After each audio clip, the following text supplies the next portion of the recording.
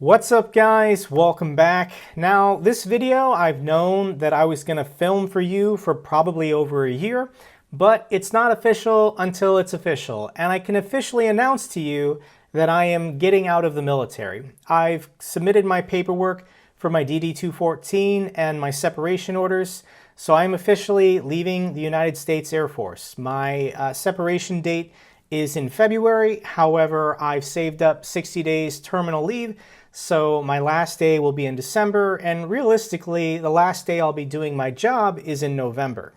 And before I share with you why I'm leaving the military, let me first give you my backstory, how I joined. And I graduated college in 2008, which wasn't the best time to graduate college. And I was a little burnt out from school, and I was looking for something interesting to do for a year or two before going back to school, either for a master's or potentially a law degree. I took the FSOT, and once upon a time, Jake thought he was going to become a lawyer.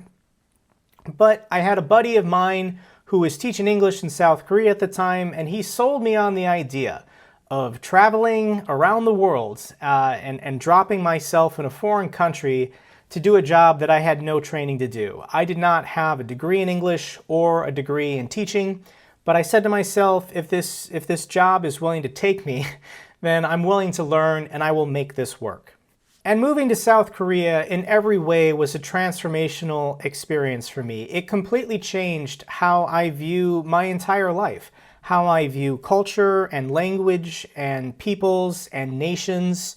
Growing up in America and just being consumed by the American media bubble, you really don't think about other people or the world at large. But when you take yourself and you drop yourself in a foreign country and you just try and view how they view the world, it starts opening up all these possibilities. And I knew within being there a couple months that I was going to stay a long time because I absolutely loved it.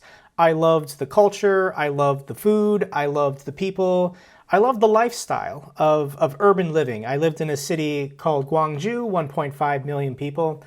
And South Korea is amazing, and I feel like in 2008, people didn't know South Korea as well, that it was this advanced, technologically developed country.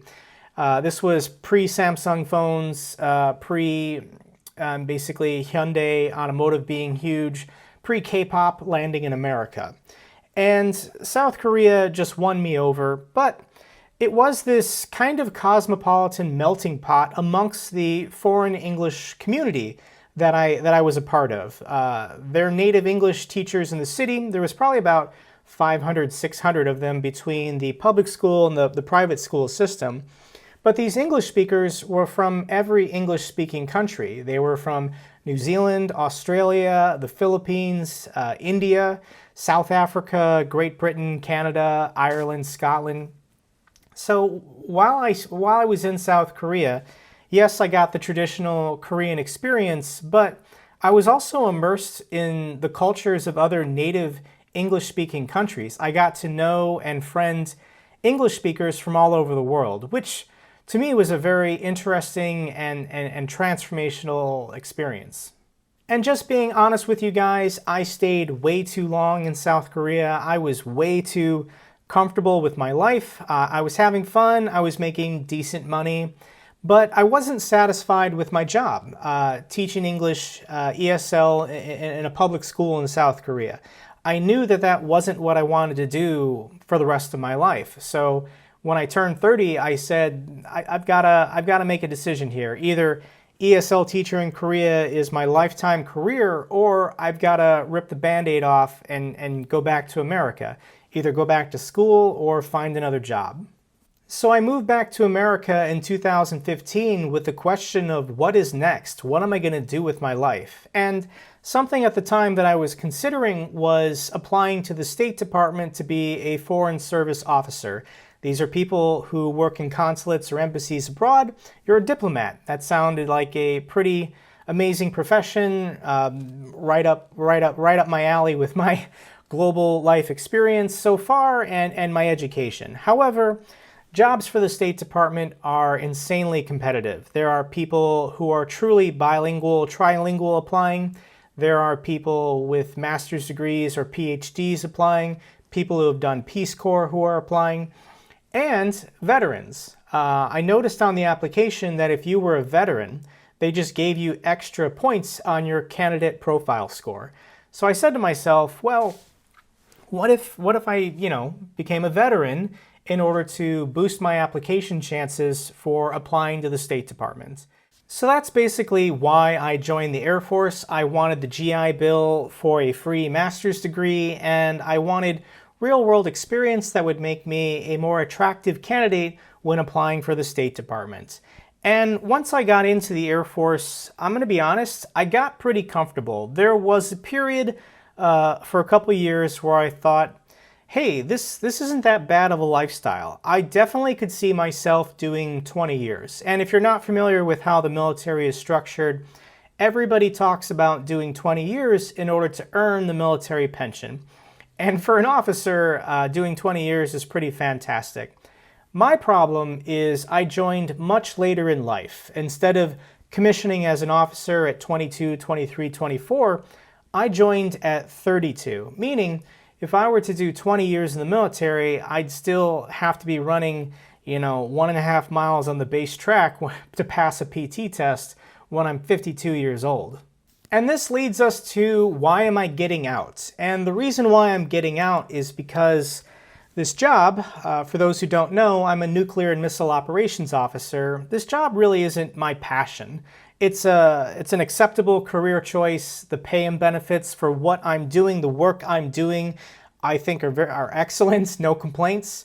But you got to ask yourself, similar to how I was being an English teacher in South Korea, is this what I want to do for the rest of my life? And if I'm committing to 20 and I've done 5, I've got to do this job for 15 more years. And there's nothing, I'm not opposed to this job. It's just not what I want to be doing full-time for the rest of my prime working years.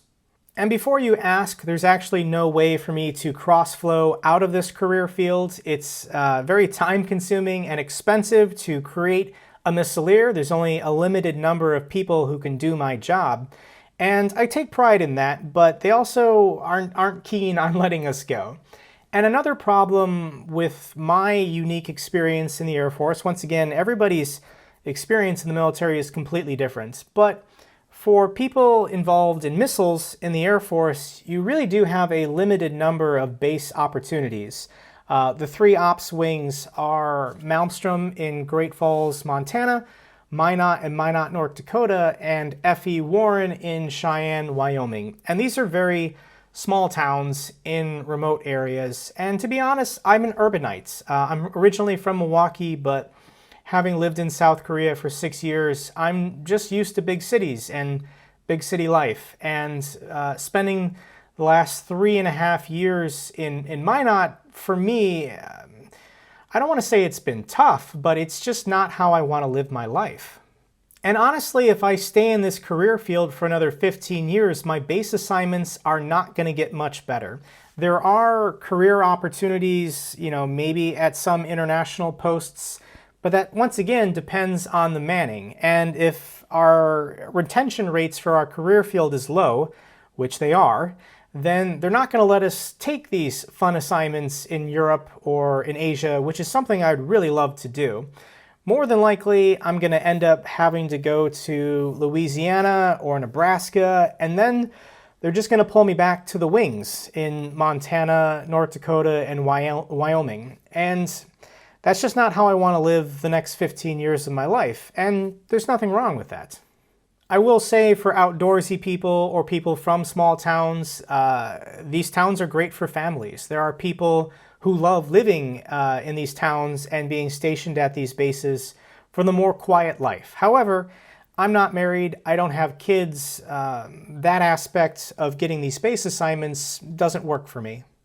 The next big reason why I'm choosing to get out is just a question of personal freedom. When you join the military, you sacrifice freedoms to serve. It is service, not a job.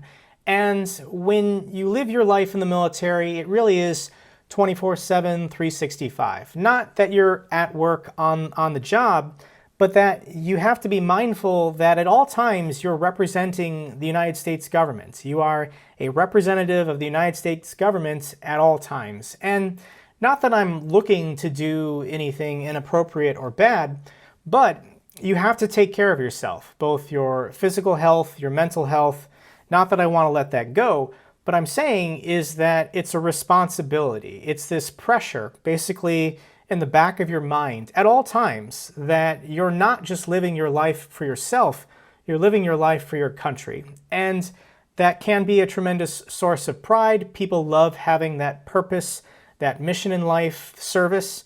But for me, after doing it for 5 years, I'm more than happy to relinquish that pressure and just live my life for myself. I feel like I can do that where if all I have to do is worry about myself and not this job for the military, I would be healthier and happier, honestly. And when I talk about my health and happiness, there's honestly nothing wrong with it. I'm not complaining about my job or my life in the military. I don't have any complaints about how I've been treated or my leadership. I feel like given the job that has to be done, the Air Force does take all appropriate steps within their power to help me out, to help me do my job. I do feel supported. I do feel like they care about me and my well-being. But at the end of the day, this job still has to be done.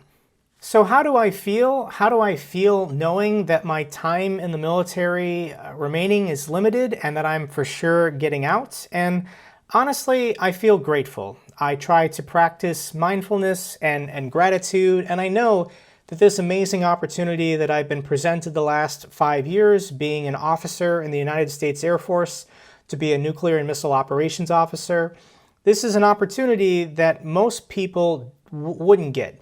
Maybe most people wouldn't want this job, but there are lots of people who would love to be doing the job that I'm doing for the pay and benefits that I receive and the responsibility that I have, who can't serve. They just physically or mentally can't. And I always try to keep in mind that the people that I work with are truly exceptional. Their education backgrounds, their work experience, the backgrounds that they come for. Everyone that I work with so far, I appreciate, and I feel like they're incredible people. And to be in this unique work environment with these people for this long, I am just truly grateful of the experience that I've had and the pay and benefits that I've received.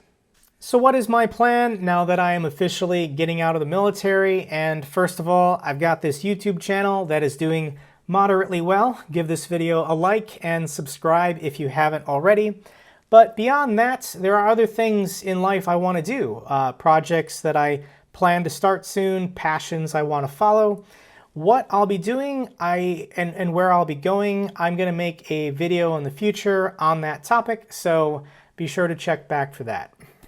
I also plan on using the VA loan to buy a house in November or December and use the GI Bill. It's an amazing benefit to either get another master's degree or learn some kind of skill or craft that I think would be interesting. I've earned the GI Bill. It has a lot of value. I definitely want to use that in some capacity in the future. If you made it this far in the video, I thank you. Let me know in a comment down below what your opinion is of me getting out of the military. I know lots of service members receive pressure to stay in for the full 20. I'm not really experiencing that, but I totally understand why people would have that perspective. Till the next video, guys, take care.